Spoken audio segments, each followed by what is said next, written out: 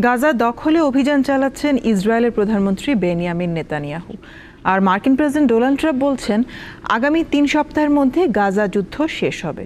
যদিও বারবার যুদ্ধ বন্ধের কথা উঠলেও ইসরায়েলি হামলা বন্ধের লক্ষণ দেখা যাচ্ছে না। ফিলিস্তিনের গাজা উপত্যকায় ২ বছরের বেশি সময় ধরে নৃশংস ও বর্বর হামলা চালিয়ে যাচ্ছে দখলদার ইসরায়েল।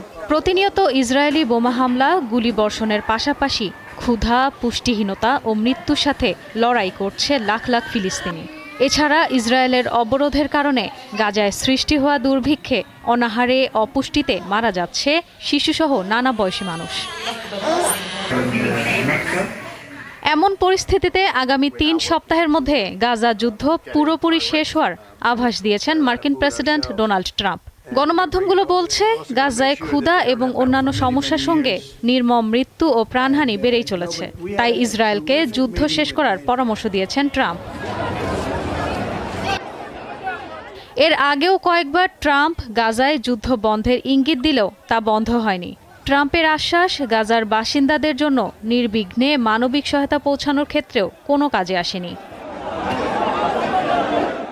খোদ ইসরায়েলেই হাজারো মানুষ যুদ্ধ বন্ধের দাবি জানালেও প্রধানমন্ত্রী বেনিয়ামিন নেতানিয়াহু নতুন করে গাজায় অভিযান শুরু করেছেন। লক্ষ্য পুরো গাজা দখল।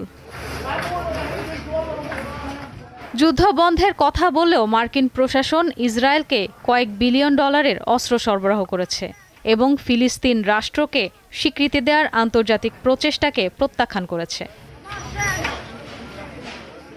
তাই প্রশ্ন উঠেছে, ২ বছরের বেশি সময় ধরে গাজায় চলমান ইসরায়েলি হামলার শেষ কোথায়?